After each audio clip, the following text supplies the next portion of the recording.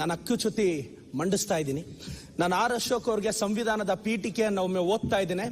We the people of India having solemnly resolved to constitute India into sovereign, socialist, secular, democratic republic, liberty of thought, faith and expression.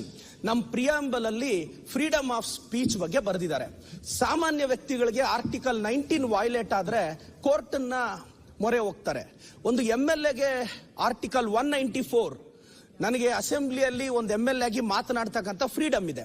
ಮೊನ್ನೆ ಚರ್ಚೆ ನಡೆಯುವಾಗ ಶಾಸಕರು ಬಹಳಷ್ಟು ಪದಗಳನ್ನ ಬಳಸಿದ್ರು, ವಿರೋಧ ಪಕ್ಷದ ನಾಯಕರು ಕೆಲವು ಪದಗಳನ್ನ ಬಳಸಿದ್ರು. ಖಂಡಿತವಾಗೂ ಆ ಪದಗಳಿಂದ ನನಗೆ ಬೇಸರ ಆಗಿದೆ ಅಂತ ನಾನು ಇದನ್ನ ಮಾತಾಡ್ತಿಲ್ಲ. ಆದ್ರೆ ಅವ್ರಿಗೆ ಅಂತ ಪದಗಳನ್ನ ಹೊಸ ಶಾಸಕರ ವಿರುದ್ಧ ಬಳಸಿದ್ರೆ ಒಂದು ಹೊಸ ಶಾಸಕರ ಕನಸುಗಳು ಇಟ್ಕೊಂಡು ವಿಧಾನಸೌಧಕ್ಕೆ ಬಂದಿರ್ತಾರೆ. ಅಂಜನಮ್ಮನವ್ರ ಮಗ ಆರ್ ಅಶೋಕ್ ಅವರು ವಿಧಾನಸಭೆಗೆ ಬಂದಾಗ ಅವ್ರ ತಾಯಿಯವ್ರು ಎಷ್ಟು ಸಂತೋಷ ಪಟ್ಟಿರ್ತಾರೋ, ಆದ್ರೆ ನಾನು ವಿಧಾನಸಭೆಗೆ ಬಂದಾಗ ಆ ಸಂತೋಷ ಪಡಕ್ ನನ್ನ ತಂದೆ ತಾಯಿ ಇರಲಿಲ್ಲ. ಒಂದು ಸರ್ಕಾರಿ ಆಸ್ಪತ್ರೆಯಲ್ಲಿ ಚಿಕಿತ್ಸೆ ಸಿಗದೆ ತಂದೆಯನ್ನ ಕಳ್ಕೊಂಡು ಪೋಸ್ಟ್ ಮಾರ್ಟಮ್ ಕಿಟಕಿಯಲ್ಲಿ 12 ತಾಸು ವೆಯ್ಟ್ ಮಾಡಿದಾಗ ಅಂತ ಒಂದು ಮೂಮೆಂಟ್ ಅಲ್ಲಿ ಪ್ರದೀಪ್ ಈಶ್ವರ್ ಅನ್ನೋ ವ್ಯಕ್ತಿತ್ವದ ಅಗ್ರೆಸಿವ್ನೆಸ್ ಹುಟ್ಟುತ್ತೆ. ಅದಾದ ನಂತರ ಬಡತನ ಕಣ್ಣೀರು ಸುರಿಸಿ ವಿಧಾನಸೌಧದವರೆಗೂ ಬಂದಿದ್ದೀವಿ. ನಮ್ಮ ನೋವು, ನಮ್ಮ ಬಡತನ, ನಮ್ಮ ಹಸಿವು, ನಮ್ಮ ಅಗ್ರೆಷನ್ ಅಲ್ಲಿ ಕಾಣಿಸುತ್ತೆ. ಸಭಾಧ್ಯಕ್ಷರೇ, ನಾವು ಶ್ರೀಮಂತ ಕುಟುಂಬದಿಂದ ಬಂದವರಲ್ಲ. ಪೆರೇಸಂದ್ರದ APMC ಮಾರುಕಟ್ಟೆಯಲ್ಲಿ ಮೂಟೆ ಒತ್ತೋನು, ಟ್ರ್ಯಾಕ್ಟರ್ ಓಡಿಸಿದವನು, ತೋಟಕ್ಕೆ ನೀರು ಕಟ್ಟಿ ಬದುಕನ್ನ ಕಟ್ಕೊಂಡವನು. ಇವತ್ತು ಮೊದಲ ಬಾರಿ ವಿಧಾನಸಭೆಗೆ ನಾನು MLA ಆಯ್ಕೆಯಾಗಿ ಬಂದೆ. ಕೆಲವರು ವಿರೋಧ ಪಕ್ಷದವರು, ಬಿಜೆಪಿ ಸದಸ್ಯರು ಕೆಲವು ಪದಗಳನ್ನ ಬಳಸ್ತಾರೆ.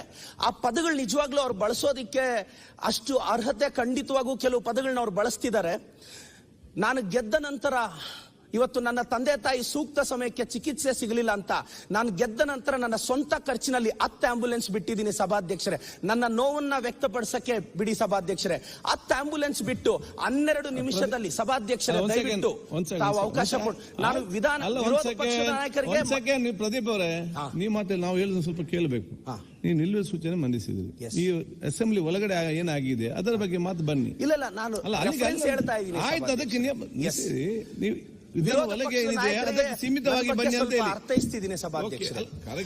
ಇವತ್ತು ಅಲ್ಲಲ್ಲ, 1 ನಿಮಿಷ ಸಭಾಧ್ಯಕ್ಷರೇ. 10 ಆಂಬ್ಯುಲೆನ್ಸ್ ಬಿಟ್ಟು 12 ನಿಮಿಷದಲ್ಲಿ ನನ್ನ ಅಸೆಂಬ್ಲಿಯಲ್ಲಿ ನನ್ನ ಸ್ವಂತ ದುಡ್ಡಲ್ಲಿ ನಾನು ಜನರನ್ನ ಕಾಪಾಡ್ತಿದ್ದೀನಿ. ಅದಕ್ಕೆ ಅವ್ರು ಇಂಥ ಪದಗಳು ಬಳಸ್ತಾರೆ. ನಾನು ಗೆದ್ದ ನಂತರ ಡಿಜಿಟಲ್ ಕ್ರಾಂತಿಗೆ ಮುನ್ನುಡಿ ಬರೀತಾ ಇದ್ದೀನಿ. ಆ ಕಾರಣಕ್ಕೆ ಇವರು ಪದಗಳು ಬಳಸ್ತಾರೆ. ಅಪ್ಪ ಅಮ್ಮ ಇಲ್ದಿರೋ 52 ಮಕ್ಕಳಿಗೆ ನಾನು ದಾರಿದೀಪ ಆಗಿದ್ದೀನಿ, ಅದಕ್ಕೆ ಈ ಪದ ಬಳಸ್ತಾರೆ. ಆರ್ ಅಶೋಕ್ ಅಣ್ಣ ಅವರೇ, ದಯವಿಟ್ಟು ಅಂತ ಪದಗಳು MLAಗಳು ಬಳಸ್ಲಿ, ನಾವು ಫೈಟ್ ಮಾಡ್ತೀವಿ. ವಿರೋಧ ಪಕ್ಷದ ನಾಯಕರು, ತಮ್ಮ ಬಗ್ಗೆ ನಮ್ಗೆ ಅಪಾರವಾದ ಗೌರವ ಇದೆ, ಅಂತ ಪದಗಳನ್ನ ತಾವು ಬಳಸ್ತೀರಾ, ನನಗೆ ಬಹಳ ಬೇಸರ ಆಗುತ್ತೆ. ಸಭಾಧ್ಯಕ್ಷ